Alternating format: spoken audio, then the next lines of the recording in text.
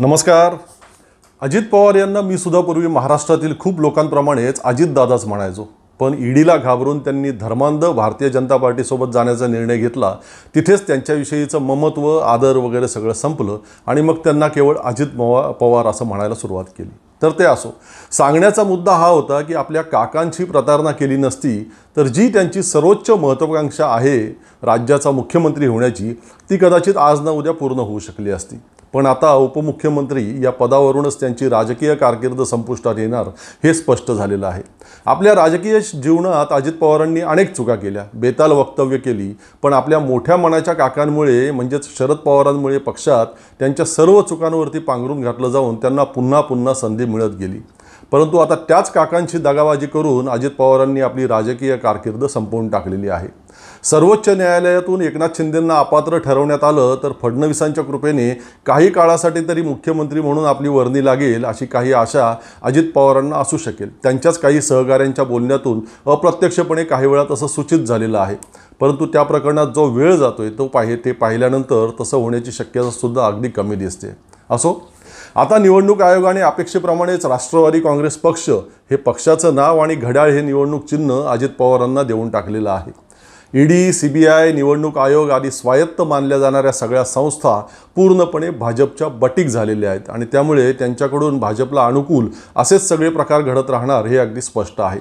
एकनाथ शिंदे प्रकरणात निवडणूक आयोगाने शेण खाऊन शिवसेना आणि धनुष्यबाण उद्धव ठाकरेंकडून हिसकावून घेऊन शिंदेंना देऊन टाकण्याचा प्रकार केल्यानंतर आता राष्ट्रवादीच्या प्रकरणात निवडणूक आयोग अन्न खाऊन योग्य निर्णय देईल ही अपेक्षा राज्यातील अगदी शेंबड्या पोराला सुद्धा नव्हती. याही बाबतीत आयोगाला आता शेणच खावं लागणार हे स्पष्ट होतं आणि तसंच घडलं. राष्ट्रवादी काँग्रेस पक्षाचा अध्यक्ष कोण याचा निर्णय निवडणूक आयोगाने दिलेला नाही. अजित पवारांची कृती ही पक्षाच्या घटनेनुसार नाही असंही निवडणूक आयोगाने म्हटलेलं आहे आणि तरीही पक्षाचं नाव आणि चिन्ह त्यांनी अजित पवारांना देऊन टाकलेलं आहे. आपले जे आका आहेत म्हणजे मोदी आणि शहा त्यांचे हुकूम पाळून चुकीचे निकाल किंवा आदेश देताना निवडणूक आयोगाला किती कसरत करावी लागते त्याचा हा अजित पवारांबाबतचा निकाल हे अतिशय उत्तम उदाहरण आहे. आता या निकालाने अजित पवारांची गुरमी अधिक वाढणार आहे. मी याला पाडणार, मी त्याला पाडणार, अजित पवार म्हणजे काय ते महाराष्ट्राला माहिती आहे वगैरे वगैरे त्यांची भाषा या निकालापूर्वीच सुरू झाली होती. या उन्मत्तपणामध्ये आता अधिकच वाढ होणार आहे. परंतु प्रत्यक्षात तसं घडणार आहे काय? ज्या शरद पवारांनी अजित पवारांची राजकीय कारकीर्द घडवली त्याच शरद पवार यांच्याविषयी त्यांनी नाव न घेता बारामतीमध्ये नुकतेच जे शब्द वापरले ते केवळ बारामतीतल्याच नव्हे तर महाराष्ट्रातील बहुसंख्य लोकांनाही अजिबात पटलेले नाहीत. तुम्ही ऐकले असालच ना ते? नसतील ऐकले तर ऐका पुन्हा. ज्यावेळेस खासदारकीच्या निवडणुका येईल मी उमेदवार लवकरच महायुतीचा कोण आहे ते जाहीर करेन. पण मी उमेदवार आहे अजित पवार. उमेदवार समजून तुम्ही तिथं मला मतदान केलं पाहिजे. तसं जर कोण भावनिक होतील, कोण आणखीन काही सांगतील, कोण म्हणतील आमची आता ही शेवटचीच निवडणूक आहे, अमकंच आहे तमकंच आहे, आता खरीच शेवटची कधी होणार आहे मला माहिती नाही, परंतु सतत असंच सांगितलं जातं. ते तुम्ही भावनिक होऊ नका ही माझी खूप कळकळीची विनंती आहे. तुम्ही मला सहकार्य केलं, मला प्रतिसाद दिला तर पुढची कामं होतील, नाहीतर मी पुढच्या कामाला बांधील नाही. ऐकलत? त्या शिरूरचे खासदार अमोल कोल्हे हे कसे निवडून येतात तेच मी आता पाहतो असं चॅलेंजही अजित पवारांनी दिलेलं आहे. ही मगरुरी झाली, हा उन्मत्तपणा झाला आणि तो सांभाळून घेण्यासाठी आता काका पाठीशी नाहीत याचं भानही अजित पवारांना राहिलेलं नाही. ऐकलं होतं ना तुम्ही त्यांचं हे चॅलेंज? असू दे ना, आपण बघा ना आता ज्यावेळेस अजित पवार एखादं चॅलेंज देतो त्यावेळेस जिंकूनच दाखवतो आणि ही गोष्ट लक्षात ठेवा, निकाल लागल्यावर तुम्हाला कळेल. ऐकलत? मी स्वतः त्या शिरूर मतदारसंघातील आहे. जुन्नर तालुक्यातील माझं गाव शिरूर मतदारसंघामध्ये येतं. त्या भागामध्ये मी नेहमी फिरत असतो. गावाकडे सगळे नातेवाईक आहेत, तिकडे मित्रपरिवार आहे मोठा आणि आपल्या अभिव्यक्तीच्या अनेक सबस्क्रायबर आणि प्रेक्षक आहेत. त्या सगळ्यांकडून अपडेट्स मिळत राहतात वेळोवेळी. त्या मतदारसंघातील बहुसंख्य जनता शरद पवारांवरती केवळ प्रेम करणारीच नाही तर श्रद्धा ठेवणारी आहे. दिलीप वळसे पाटील वगैरेंना शरद पवारांनी घडवलेलं आहे. त्यांनी केलेली गद्दारी लोकांना अजिबात आवडलेली नाही, पटलेली नाही. अमोल कोल्हेंनीच पुन्हा निवडणूक लढवण्याचा निर्णय घेतलाच तर हा मतदारसंघ बहुसंख्येने त्यांच्याच पाठीशी पुन्हा उभा राहील असं सध्याचं चित्र आहे. संसदेतील कोल्हेंची कामगिरी अतिशय उत्तम आहे. त्यांची बहुतांश भाषणं प्रचंड गाजलेली आहेत. बैलगाडा शर्यती हा इथल्या जनतेचा जिव्हाळ्याचा विषय, तो प्रामुख्यानं कोल्हेंमुळेच सुटलेला आहे. इतरही अनेक कामे मार्गी लागलीत. मतदारसंघातील त्यांचा संपर्कही चांगला आहे. त्यामुळे अजित पवारांनी कितीही चॅलेंज दिलं तरी त्याचा फारसा काही उपयोग इथे होणार नाही. प्रफुल्ल पटेल या माणसाला तर कोणताही जनाधार नाही. तो माणूस यापुढे कधीही लोकांमधून निवडून येणारा नाही. सुनील तटकरे यांचीही आता तीच गत आहे आणि म्हणूनच त्यांना राज्यसभेचे वेध लागलेले आहेत. ही अशी जनाधार नसलेली लोकं अजित पवारांच्या सोबत आहेत. छगन भुजबळ, हसन मुश्रीफ आदी लोक येत्या निवडणुकीत त्यांचं काहीही खरं नाही. एकतर या लोकांचे भ्रष्टाचार उघड झालेत आणि त्यातून वाचण्यासाठी त्यांनी शरद पवारांची गद्दारी करून भारतीय जनता पार्टीचा सहारा घेतला. याचा लोकांना प्रचंड राग आहे. येत्या विधानसभा निवडणुकीत त्याची प्रचिती या सगळ्यांना येणार आहे. मी जसं आपल्या मागच्या एका एपिसोडमध्ये म्हटलं होतं की एकनाथ शिंदेंनी हा जो काही उद्धव ठाकरेंची दगाफटका करून मुख्यमंत्रीपद मिळवलं, त्यामुळे भले राज्याच्या मुख्यमंत्र्यांच्या यादीमध्ये त्यांचं नाव लागलं, पण या 2-2.5 वर्षाच्या मुख्यमंत्री पदामुळे आपल्या यापुढच्या सर्व राजकीय कारकिर्दीवरती त्यांनी स्वतःच्या हाताने पाणी फिरवून टाकलेलं आहे. आता पुन्हा कधी मुख्यमंत्री पदासाठी त्यांचं नाव चर्चेत येणार नाही. अजित पवार आणि एकनाथ शिंदे हे दोघेही यापुढे आपापल्या मतदारसंघातून आमदार म्हणून भलेही निवडून येतील, पण बस तितकंच. यापुढे त्यांच्यासाठी काहीही नाही. आणि आज जे आमदार त्यांच्यासोबत गेलेले आहेत त्यांच्यापैकी बहुतांश आमदार आता पुन्हा कधीही निवडून येणार नाहीत. त्यांनी जे काही यावेळी खोके वगैरे मिळवले त्या आधारे आता त्यांना त्यांचं पुढचं आयुष्य जगायचं आहे. राजकारणातून ते संपले. आता मस्तपैकी काय झाडी, काय डोंगर, काय हाटील असं करत राहायचं आहे.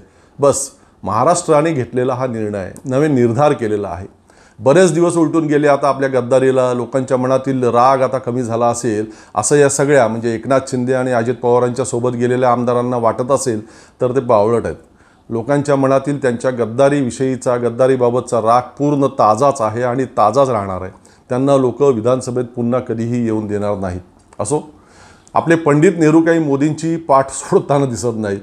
त्या मोगलांच्या घोड्यांना जसं म्हणतात ना की जळी स्थळी संताजी आणि धनाजी दिसायचे आणि ते घोडे बिथरायचे, तसे आदरणीय मोदीजींना सतत आपले नेहरू दिसत राहतात. आणि साहजिकच आहे ना ते. त्यांनी अतिशय प्रतिकूल परिस्थितीमध्ये हा देश उभा केला आणि तोही सगळ्यांना सोबत घेऊन. यांना गेल्या तब्बल 10 वर्षामध्ये त्यापैकी काहीच जमलेलं नाही. त्यामुळे नेहरू यांना सतावणारच. नेहरूंनी देशाला पुढे नेणाऱ्या आणि आधुनिक विज्ञानाशी नातं सांगणाऱ्या मोठ्या संख्येनं संस्था उभ्या केल्या आहे देशामध्ये. यांनी एक संसद भवन उभारलं, तेही अजून अर्धवट आहे. आणि एक राम मंदिर उभारलं, ते सुद्धा अजून अर्धवट आहे. देश विकसित करायचा असेल तर आराम हराम आहे हे लक्षात ठेवा. प्रचंड कष्टाची तयारी ठेवा. इंग्लंड अमेरिकेसारखी राष्ट्र विकसित होऊन पुढे गेली ते केवळ एका रात्रीच्या चमत्कारातून नाही, तर त्या देशातील सर्वच नागरिकांनी त्यासाठी प्रचंड आणि अविरत कष्ट घेतलेले आहेत. आपल्यालाही त्यांचा धडा गिरवावा लागेल. आळस झटकून प्रयत्न करावे लागतील. 1959 साली लाल किल्ल्यावरून नेहरूंनी केलेल्या भाषणाचा आपल्या मराठीमध्ये हा आशय आहे. आणि आपले विद्यमान महान पंतप्रधान परवा संसदेत काय म्हणाले तर नेहरू देशवासियांना आळशी म्हणाले होते.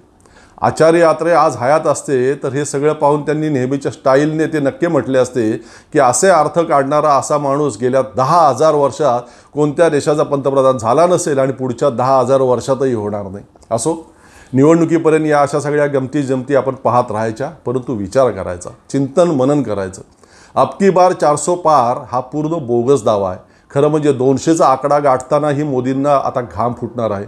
ते कसं आणि का त्याचं विश्लेषण पुढच्या एखाद्या एपिसोडमध्ये तुम्हा सगळ्यांसमोर मांडेन. परंतु एक गोष्ट अगदी 100% खरी आहे की 2004मध्ये भाजपचे दिवंगत नेते प्रमोद महाजन यांच्या सुपीक डोक्यामधून इंडिया शायनिंग ही संकल्पना बाहेर पडली होती. भाजपचं तेच निवडणूक कॅम्पेन होतं. सगळीकडे India shining, shining India, India shining. भाजपमुळे कसा सगळा भारत उजळला आहे, लकाकतोय, विश्वात चमकतोय वगैरे वगैरे वगैरे हे सगळं सुरू होतं. पुन्हा आपली सत्ता 100% येणारच याचा भाजपला इतका दांडगा विश्वास होता की त्यांनी लोकसभेची त्या मुदत संपण्याच्या 6 महिने आधीच निवडणुका घोषित केल्या आणि चमत्कार घडला. भारतीय जनता पार्टीचे सर्व दावे फोल ठरले आणि काँग्रेस आघाडी सत्तेमध्ये आली. त्यामुळे राजकारणात कधीही काहीही चमत्कार घडू शकतात. आपल्या देशात तर भारतीय जनतेने अशक्यप्राय वाटणारे असे चमत्कार अनेकदा निवडणुकांमध्ये घडवून दाखवलेले आहेत. इंडिया इज इंदिरा आणि इंदिरा इज इंडिया असं समीकरण झालेलं होतं. इंदिरा गांधींना देशात पर्यायच नाही, त्यांना कोण पराभूत करू शकेल असे प्रश्न विचारले जायचे. पण या देशातील जनतेने त्यांचाही पराभव करून दाखवला होता आणि ज्या विरोधकांना त्यांनी संधी दिली त्यांनी योग्य पद्धतीने कारभार केला नाही, म्हणून पुन्हा इंदिरा गांधींना बहुमताने सत्तेतही आणून दाखवलं होतं. पुढे अटल बिहारी आणि आडवाणींना सुद्धा देशवासियांनी असाच झटका दिला होता.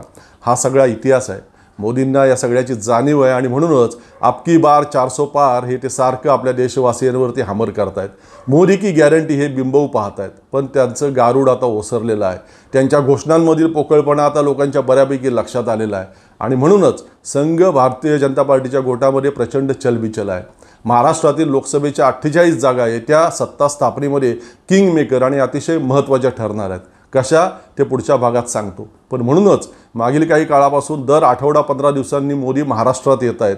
हे सगळं आपण लक्षात घ्यायला हवं, त्यापासून काही बोध घ्यायला हवा. असो, आजच्या भागात इथेच थांबतोय. शेवटी आपला आपुलकीचा आणि नेहमीचा प्रश्न, चॅनल आपलं सबस्क्राईब केलं का? नसेल केलं तर प्लीज लगेचच करा. एपिसोड आवडत असतील तर लाईक करा, शेअर करा. पुन्हा भेटू लवकरच एका नवीन विषयासह. तोपर्यंत धन्यवाद.